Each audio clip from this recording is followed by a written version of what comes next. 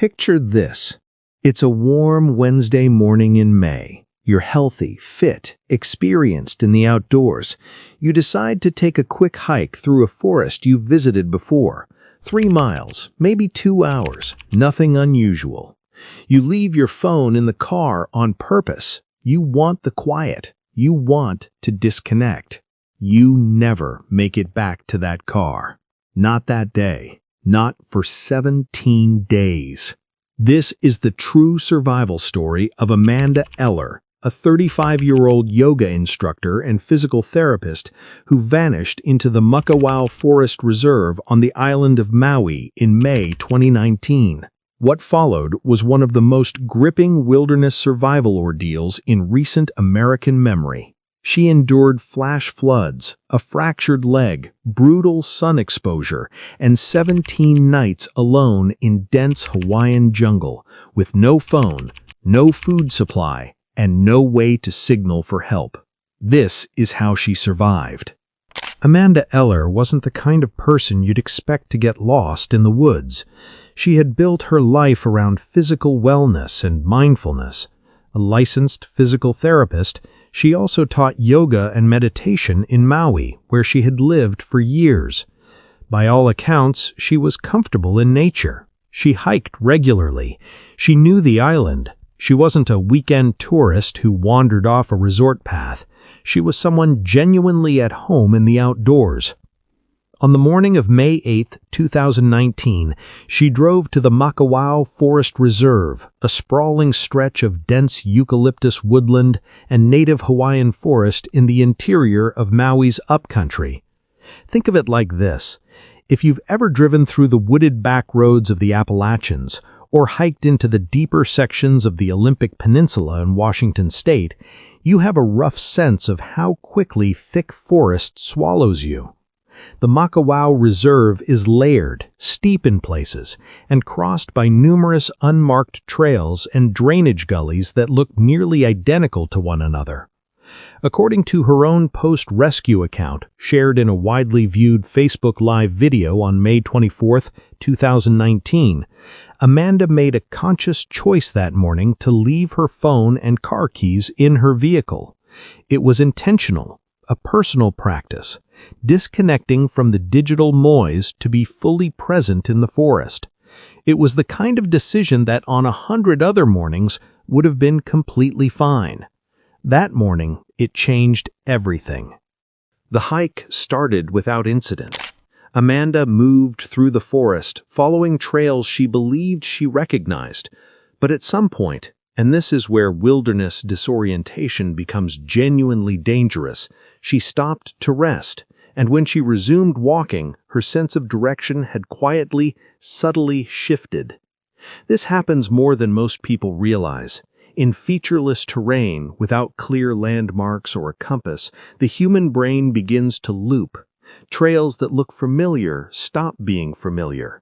You second-guess your turns. You correct, then overcorrect. Before long, you're not retracing your steps, you're moving deeper in. According to CNN's May 2019 coverage of her rescue, Amanda initially tried to find her way back to the trailhead by following the terrain downhill, moving toward the sound of water. It's an instinct that makes logical sense. Follow water downstream, it leads to civilization. In many survival situations, that reasoning holds up.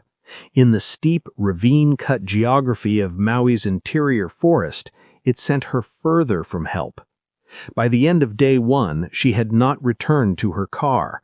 Search efforts would begin the following day when she failed to show up for work and friends grew concerned. By day 3, Amanda was deep in terrain that search and rescue teams hadn't yet reached. She had no food beyond what the forest offered, no shelter beyond what she could construct, and no way of knowing that dozens of people were already looking for her. Imagine that. People searching for you. Helicopters, volunteers, organized teams, and you're just far enough away that none of it reaches you. What kept Amanda Eller alive over the next 2 weeks came down to a combination of practical instinct and mental discipline. She continued following streams, which at minimum guaranteed her access to water.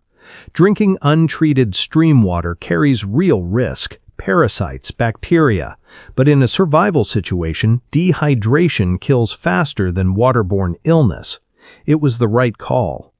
According to her interviews with People magazine in the weeks following her rescue, she drank from those streams throughout her ordeal without access to any purification method.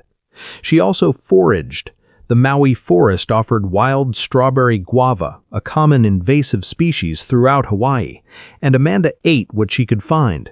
It wasn't enough to prevent significant weight loss, but it kept her functional.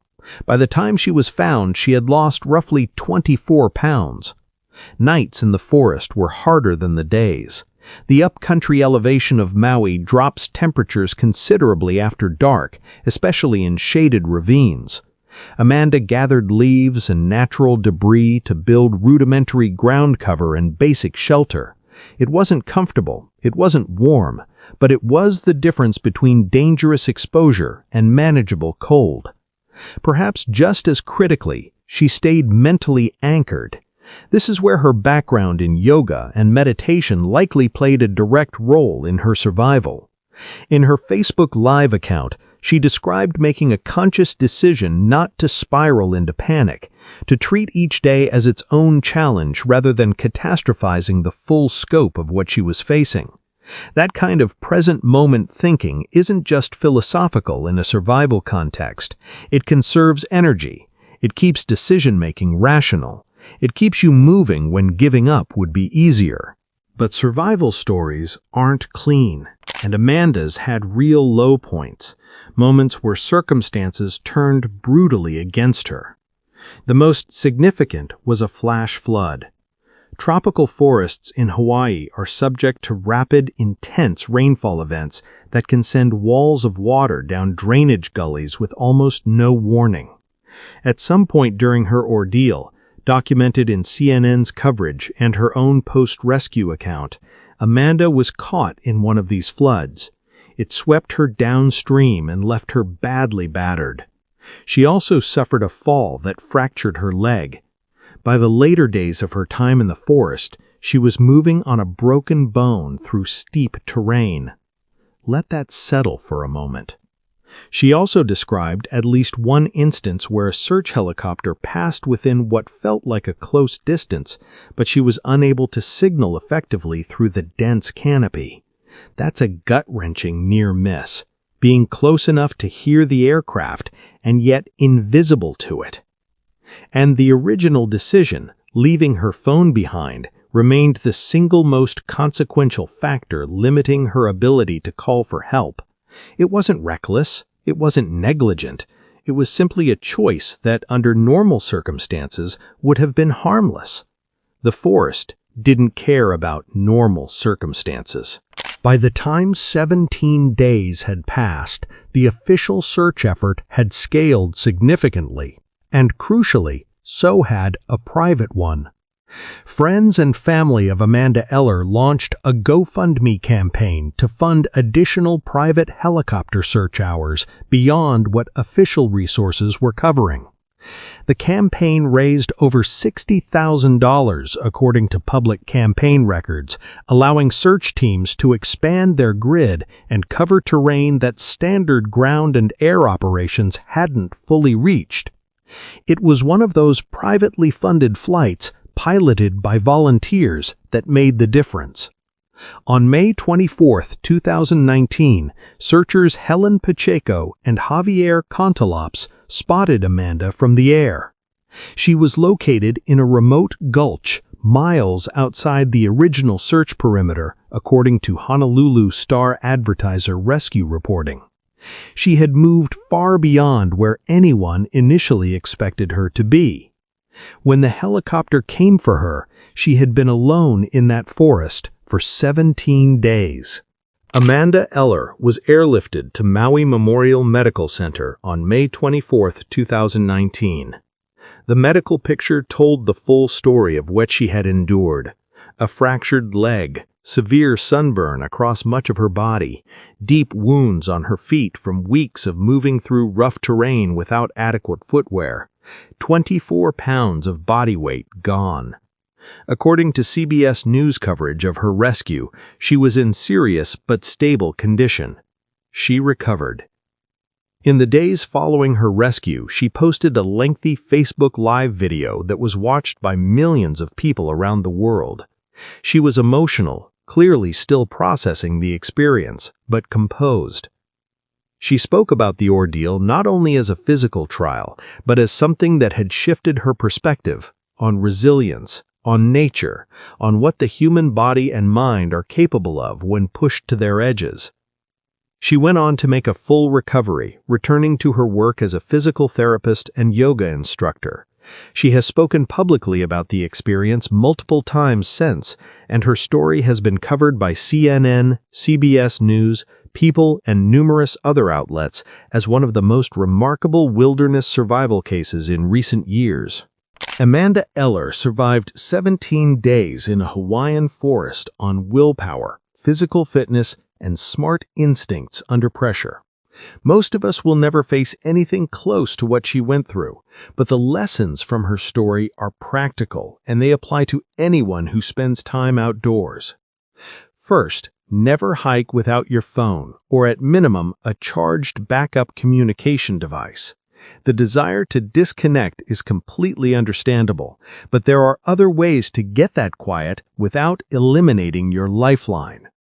Second, always tell someone where you're going and when to expect you back. A simple text before you hit the trailhead creates a trigger for a search if you don't return. Third, learn basic wilderness foraging and carry water purification tablets on any backcountry hike. They weigh almost nothing and could keep you alive. Fourth, if you get lost in dense terrain with ravines or drainage gullies, be cautious about following water downstream without knowing the geography.